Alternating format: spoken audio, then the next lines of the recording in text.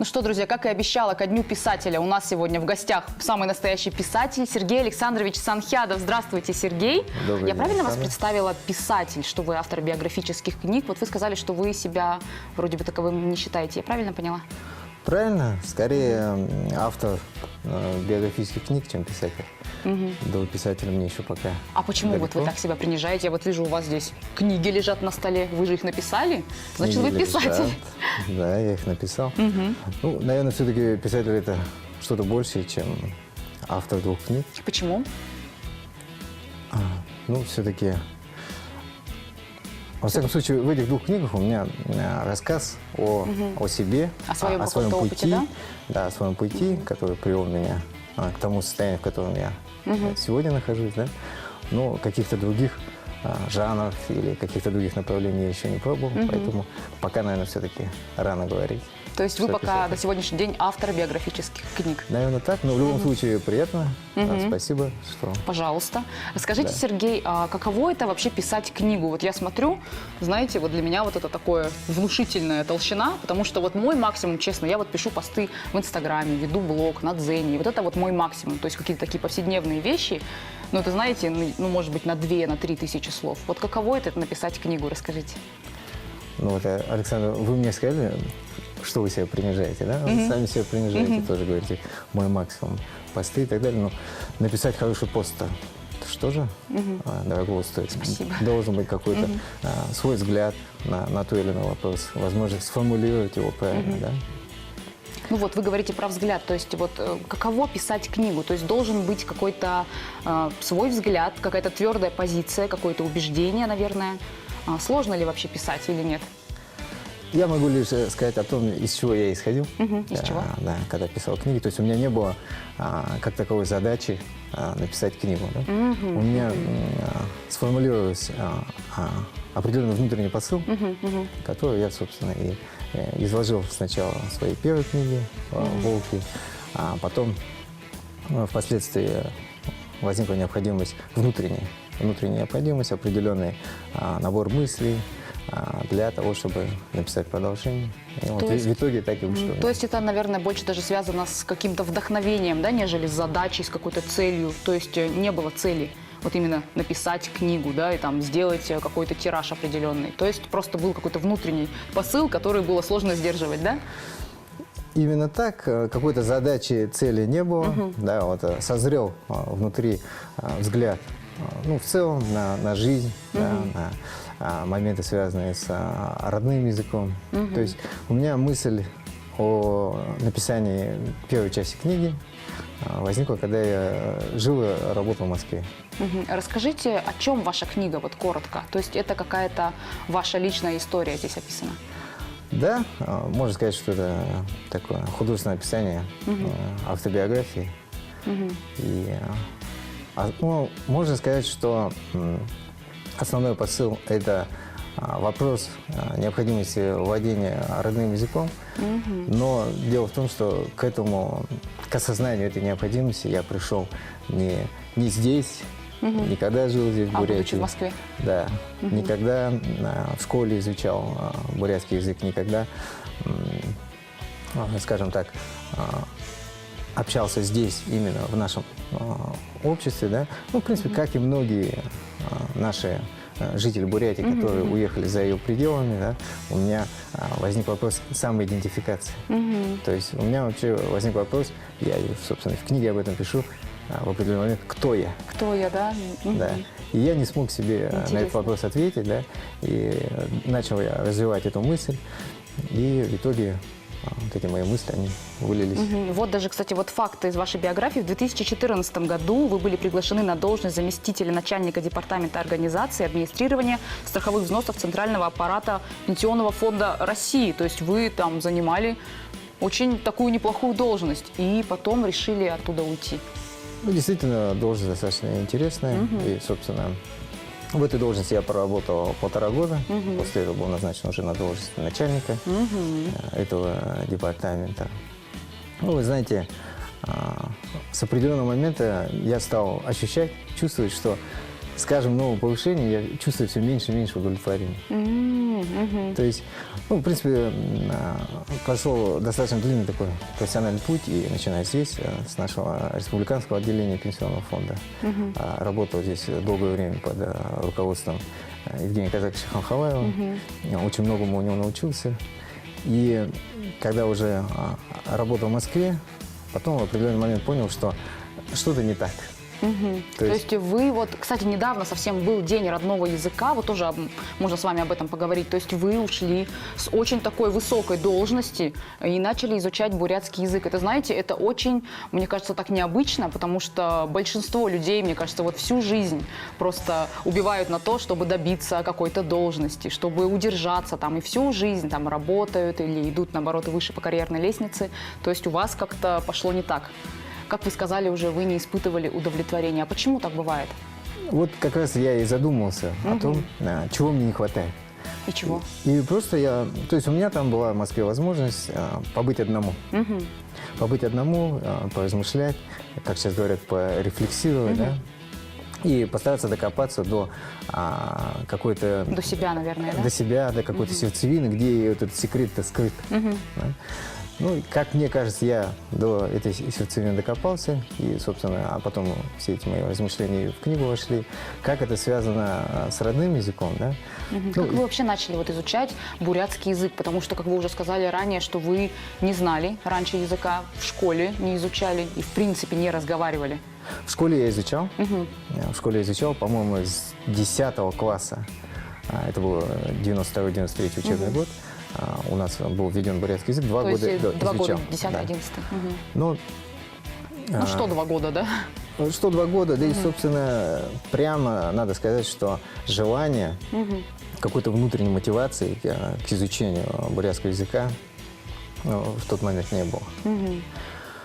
И, собственно, когда я закончил школу, возможности и желания говорить на бурятском языке у меня тоже не было. То есть, наверное, самое главное даже желание, да? Вот если заставляют тебя, вот как же говорится, да, если из-под палки что-то делать, ничего не получится. То есть осознание и вот именно потребность в изучении пришла к вам вот уже в таком в более зрелом возрасте. 2 вопроса. Вы абсолютно правы в том, что начну с желания. Абсолютно правы в том, что осваивать, вообще учить язык бесполезно. Ну, язык – это не таблица умножения, его невозможно выучить. Да? Поэтому язык надо осваивать. Осваивать на основе своего собственного внутреннего желания, своей внутренней мотивации. Тогда язык идет навстречу и достаточно легко усваивается. А вот как осваивать? Я думаю, что осваивать, наверное, язык вот лучше в какой-то вот именно в среде, где вот, собственно, и говорят на этом языке. А вы начали изучение именно в Москве? Или нет? Или вы приехали в Бурятию? Ну, начал я в Москве, да. Ну, насчет среды это очень, очень интересный вопрос, потому что, ну, собственно, находясь в среде, язык осваивается бессознательно. То есть человек он не знает, не думая об этом, ему да? не важно, да, там прилагательный, существительный, причастие, деепричастие, да. Человек осваивает его естественным путем, находясь в среде. Это лучше или хуже? Легче или сложнее? То, что легче, это однозначно. Ну, все же мы знаем, что человек, оказавшись в языковой среде, он там через месяц уже начинает спокойно разговаривать. А что касается освоения языка, находясь вне его среды, да, то здесь уже необходимо понять его логику. То есть теория, да, какая-то? Обязательно. Обязательно теория. Я определенное время посвятил изучению мыслей известного полиглота Дмитрия Петрова, который вел на канале Культура, ну, скажем так, языковое шоу, наверное, можно так сказать, да? Английский и другие предметы он преподавал. И меня очень подкупила его манера подачи. Это какая? Очень доброжелательно, во-первых. Во-вторых, с юмором. И в-третьих, он говорит о том, что языком нельзя пугать. То есть, это что значит? Это значит, что нельзя говорить, что язык сложный. Про бурятский язык очень часто говорят, Да, что бурятский язык очень сложный. И, много кстати, диалектов, да? Много диалектов, моментов сложных. Да. Потом говорят о том, что есть такое устойчивое мнение, с которым я абсолютно не согласен, что бурятский язык можно освоить только с детства. Только с детства, либо Да, попав в языковую такое среду. известное выражение, я тоже такое слышала. Ну, собственно, Не я согласны? Ну, на своем примере я как бы эту теорию опровергаю. Не скажу, что я сейчас могу очень хорошо и бегло говорить на бурятском языке. Но, во всяком случае, мне просто немножко не хватает практики. И любую возможность, которая мне предоставляется, я с Вы удовольствием используете? использую. Да. А книги вы пишете на русском языке или на бурятском? На русском. Да, ну, думаю, что следующую книгу я Со временем. Да, напишу уже на родном бурятском языке. Расскажите, сложно ли было учить язык? С какими трудностями вы столкнулись? Я начал осваивать его в Москве по... С чего вот начали? Давайте так начнем. Вот с чего вы начинали? С теории? Вот вы там, может быть, купили какие-то учебники по бурятскому языку или, может быть, какие-то онлайн-курсы проходили? Расскажите с самого начала. Ну, сначала я сходил один раз на курс бурятского языка там в Москве. Уже там. Да, по субботам, там один раз в неделю в постоянном представительстве Бурятии в Москве. Там проводились такие курсы. Ну, я сходил на одно занятие, потом и на тот момент то ли у меня мотивации не хватило, да, то ли со временем, сейчас уже точно не помню, да. Но, Забросили. Да, больше я не ходил. Потом через некоторое время я стал смотреть в Ютубе Брадар Дуаров, уроки Жаргала Бадагара. И меня, кстати, его манера тоже очень сильно подкупила. Она как-то очень сильно отличается от привычной нам методики преподавания. То есть, и он, кстати, в самом начале, на что я обратил внимание первым делом, да, в самом начале он говорит о том, что я буду помогать вам осваивать бурятский язык. То есть он не говорит о том, что я буду вас научу. Да, я буду вас учить, я вас научу и так далее. То есть очень важный момент в освоении любого языка, особенно родного, это именно правильная психологическая атмосфера. Какой-то настрой, да, такой верный? Позитивный. Должен быть позитивный настрой. Дело в чем? Не знаю, согласитесь вы со мной или нет, но по своему опыту скажу, что человек, не знающий родной язык, он испытывает внутри определенный комплекс. Человек может это не показывать, может даже иногда и сам как-то не понимать этого, да? Но оказавшись в определенной ситуации, да, он начинает раскрываться, и человек понимает, что на самом деле он внутри себя носил вот эту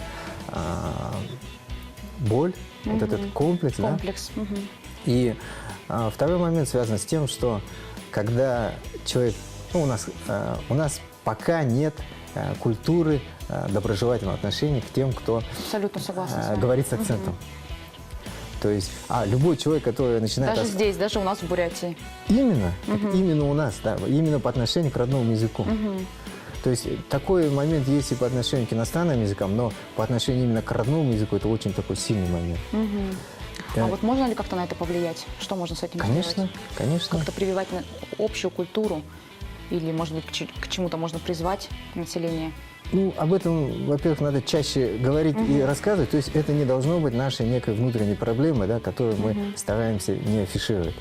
Это действительно так. Как можно чаще транслировать, то есть? Говорить, призывать, да, и понемногу прививать вот культуру доброжелательного отношения к речи на бурятском языке с акцентом. С акцентом. Почему называется ваша книга «Волки»? Вот мне прямо интересно. Вот я ни разу не читала, и вот мне интересно, почему А я «Волки»? вам подарю. Коротко. Да, надеюсь, что А книга прочитаете. «Волки». Почему «Волки»? Ну, начинается книга с притчи. Притча о том, что мальчик-индеец спрашивает у своего дедушки, спрашивает о жизни, да, и дедушка говорит ему, что внутри каждого человека живет два волка. Одного волка зовут добро, другого зло. Да. Ну, вы знаете эту притчу. Да, и побеждает тот волк, которого ты кормишь. Который ты кормишь, да. То есть эта книга как раз-таки про двух волков. Про двух волков, собственно, первая книга, она у меня и в рамках диалога построена. То есть внутренний диалог между двумя волками внутри одного Внутри человека. самого себя. Да, да. И вот через этот диалог в итоге, когда эти волки договорились, я и пришел к тому, что необходимо осваивать родной язык. И вот сейчас, отвечая на тот вопрос, который вы задали мне ранее, как вы решили оставить работу, карьеру и так далее, и вернуться сюда, на родину. Ну, вот, собственно, когда эти два волка договорились, это решение... Было принято это решение. Да, оно пришло само собой. Ну, для меня оно не выглядело как какое-то резкое движение. Достаточно Это так, системно, можно сказать, произошло. Сергей, у вас еще есть канал на Ютубе, вы ведете Инстаграм. О чем вы там пишете? Может быть, что-то транслируете такое особенное? Про свой опыт? Не то чтобы особенное. Сейчас, в данный момент, я уже имею определенный опыт освоения бурятского языка, понимаю, с какими сложностями Может столкнуться, да? сталкивается человек, да, который решил осваивать бурятский язык. То есть вы там делитесь, как Да, освоить совершенно бурятский верно, язык? совершенно верно, И да. в Инстаграме, и на Ютубе. Да, то есть я делюсь теми моментами, которые помогли бы, на мой взгляд, гораздо быстрее пройти те этапы, которые мне пришлось проходить более таким... С трудностями. Да, дольше и длиннее. Вот даже самый простой пример я вам приведу, да? Ну, как мы знакомимся с языком? Мы берем словарь, правда же? Да. И вот, допустим, нам надо взять глагол, найти в бурятско-русском словаре или в русско-бурятском глагол «ходить», да? Мы набираем «ходить». Хорошо, сейчас есть электронные Да везде есть вообще переводчики. возможности, да. И набираем глагол «ходить», там выходит «яваха». Да? И, соответственно, мы начинаем воспринимать «яваха» как аналог слова «ходить». Ходить. Да. Но на самом деле «ходить» – это перевод, а не значение глагола «яваха». То есть вот «яваха» в бурятском языке – это в английском языке это герундий. То есть это все равно, что если бы в русско-английском словаре было бы «ходить» going. Все, я поняла. Да. И вот если это с самого начала не понять, потом очень сложно вообще понимать сам глагол бурятского языка и все отглагольные То есть если вот структуры. неправильно выстроить фундамент, базу, то потом все будет сложнее и сложнее. Ну, как и с математикой, да? Если вот однажды пропустил какой-то урок, то потом сложнее. Ну, видите, дело в чем? В том, что по математике это... Всё Там точно, все да? прописано, все прописано. Если уж ты решил ей заняться, то ты возьмешь учебник, и там все достаточно четко прописано, да? Ну, до определенного уровня. А с языком? А с языком, вот с бурятским языком здесь сложнее. Как-то более извилисто, да? Ну, во всяком случае, когда я пытался разобраться с этим вопросом, смотрел наши учебники по грамматике, там я ответа не находил на этот вопрос. В итоге я его нашел через английский язык. Пришлось вспомнить английский язык, вспомнить, что такое герундий, и потом уже понять, в какой форме бурятский глагол указан. То есть при изучении бурятского языка вы еще и прибегали к другим, вот к английскому в частности? Английский язык очень помогает. Вот знаете, у нас есть такая позиция, что вроде как бурятский неперспективный, да, буду осваивать английский язык. Да. Ну, здесь как бы пока отставим в сторону такой, скажем так, идеологический момент, да, а чисто технический. Если человек действительно хорошо овладел английским языком, его грамматикой, то Это поможет, да, в изучении? для освоения бурятского языка сложностей у него не будет. Значит, у меня есть шансы. И вот я вот знаю английский очень даже хорошо. То есть у меня сложностей будет меньше. Если у вас есть мотивация, желание и вот Позитивный настрой самое главное. позитивный настрой, ну и первым делом надо еще снять вот барьеры психологические. Они есть у любого, кто не знает родной язык. Ну, в принципе, при желании они легко снимаются. Просто их надо наружу вытащить. Спасибо большое, что пришли. Я желаю вам дальнейших творческих успехов. Обязательно приду на ваши курсы. Обязательно тоже хочу постараться выучить бурятский язык. Спасибо. Спасибо за приглашение. Да, жду вас. Обязательно приду. Ну а новое утро продолжается.